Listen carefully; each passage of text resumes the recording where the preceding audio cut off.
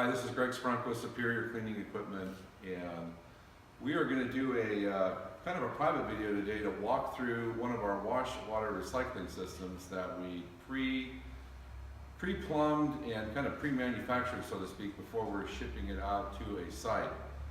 We do this with local installations, and we also do it for out-of-state installations. This is going to be going down to Florida to a golf course. This is a golf and turf system, SCE Bio Golf and Turf System for an 18-hole course, and we're just going to kind of do two things. One is to show the system and how it functions, and two, to use this kind of as a training thing to reinstall the system once it gets there. Our tech, Jason Remmers, is one of our senior techs here in the Phoenix location, and if I have any questions or start stumbling, I'm going to call on him because he's the one that pre-plumbed and put this all together. So the way that this basically works is you've got a, like most of all of our water main systems, we did a custom stand in all stainless steel to mount the hydro screen up higher on the stand. And then when that comes from our catch basin down below, we've got a line that comes up and attaches a 1.5 inch or 2 inch line. 1.5 inch line that cam locks out of the stub up by the pit and then comes up and attaches here, so the water falls into this and then it gets caught in our grass cart. And if you look here, it's got a stainless steel screen. Okay, it's very heavy duty with some holes in the bottom, and then that water falls back down into the catch basin that's here below. I think probably it could be mounted this way as well. So there's the stand, the hydro screen stand, and then if you come over here, you can see that there's a large pipe, 3-inch pipe, 3 or 4-inch pipe that's coming from the hydro screen stand. There's your cam lock, by the way, up there that we're going to attach from a stub up down on the ground, and it's going to run that water, slough the grass clippings off of there, run that water into that pipe, and then go into our tank 1. Okay. Both of these tanks are aerated, and Jason has also plumbed these, so when it comes in, there's a pipe that comes in and goes down here, okay, to force the water down. The pipe that connects from here on this other side over here, if you want to come over here, there's another pipe that comes up here, comes over, comes down here, and then goes down again. Okay, this makes sure that we've got very good flow and that it's using the whole breadth of the tank. And then we have bio bags in here as well as air stones, okay? And that is coming from this cabinet here, this PM1000D cabinet. We're leaving some of these components boxed up or palleted up here like they came in, so we can ship them out. We normally would have them undone that way. So the other thing we did on this system is we labeled not only the order of them, but then we labeled, this is misspelled, it's supposed to be sump pump. We got the right label right here. So we've labeled the 2 tanks. These are both aerated with air stones. The air stones are coming down and dropping into here, adding air. The bio bags are what lets the microbes live, as well as the air. And then we come from here from 2 to tank 3. So now from this second tank, let's pause for a second. You can see what Jason's done here is he's pre-plumbed all of these lines. If you can get a shot of walking over here and walk this down. This is pretty cool. We haven't done this before. So you've got drain valves on. This is going to be our finished water tank here, tank 3. Then he's got automatic valves that open here on 1 and 2. So every night, there's an item called the AMC controller that we're going to mount on the back of the recycle unit. We'll show you in a bit. That's going to automatically purge these tanks. But the cool thing is he also put a separate drain valve here so that we want to recycle and reuse this water all the time. Excuse me, we want to keep the water flowing all the time. Okay, so we're moving that water through it. There's going to be a trench drain here. Then it's going to go into a catch basin, come up into here, into tank 1 and tank 2, and then we're going to crack this valve open about like this, just to let enough water go to keep moving water through the system all the time, right? Yes. 24/7, okay? And this little valve allows us to do that, all right? Over here, if you go into this end here, this is our recycle module. Let me move this out of the way here a little bit. in this recycle module cabinet, which again is still boxed up, this has your in-feed pump to pull the water from tank 2, right? And then come in there and push it back into tank 3, okay? And then we're gonna ozonate tank 3, okay, on a timer that's in this cabinet. This also has our transfer pump that's gonna pump the water from here out to the pressure washers that are already on the pad. Okay, it's going to has the floats in set up in here so that it will automatically add water when the float drops in which tank? Where are we going?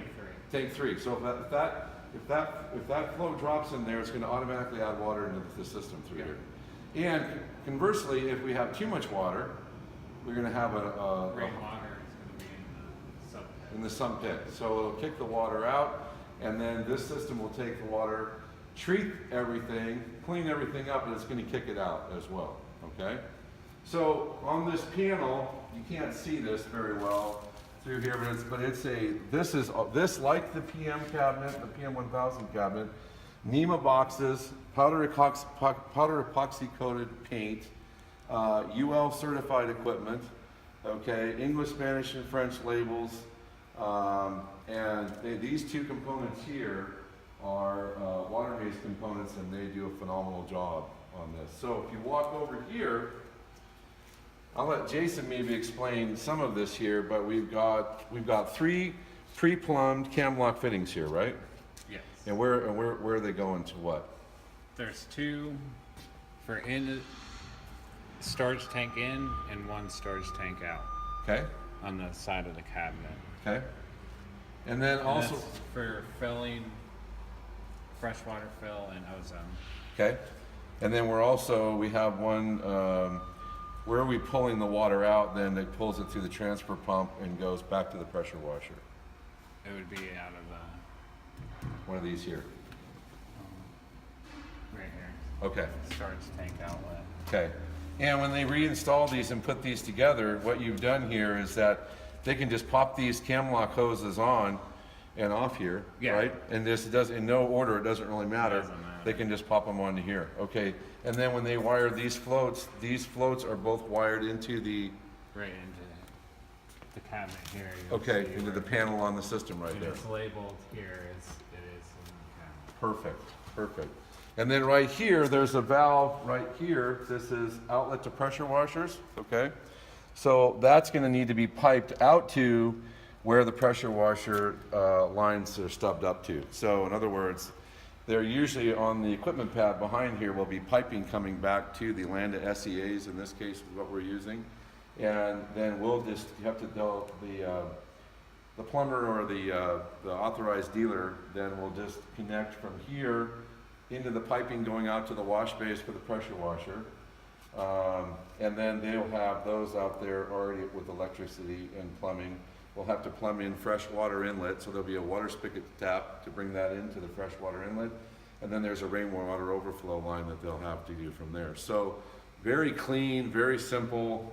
Jason did a great job on kind of pre-plumbing laying out. We're even including the hoses on some of the flex hoses to line out to, because you don't want a hard pipe from these valves out to piping on the wall, right? You want to have like a loop for vibration and so on and so forth, right? We call it a vibration loop. The manual's on here, so that either the authorized dealer or if we flew out there to do it or one of those two, we try and make it so that when it gets out there, it's a very clean, easy installation. This needs 230 volt single phase power with the service disconnect that's already on our drawing.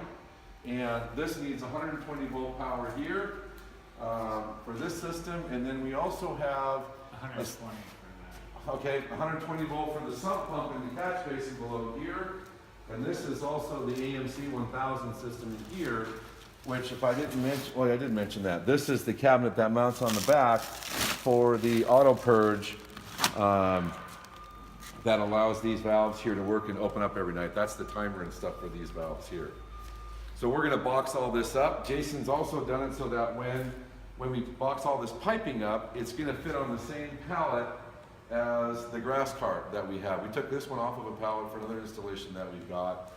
And that's kind of the system there. So the grass cart in hindsight, hydro screen, tank 1 and 2 aerated with biological treatment and bugs via the PM 1000 cabinet, okay, which also has microbe injection pumps on it and timers on it as well. So it automatically feeds that cabinet, feeds the 2 tanks.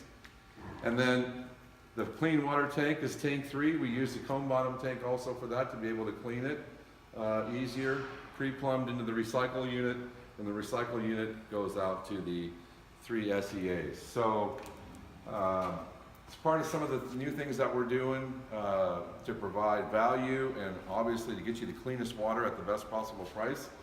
And you have any questions or there's anything that you need, then you can call us at 800-635-4903. And thanks to And Jason. there's another thing too. Oh, good. is the Okay, what? In feed is on the back of this tank. Oh, wait, I got one more thing. Okay. That Hudson right here.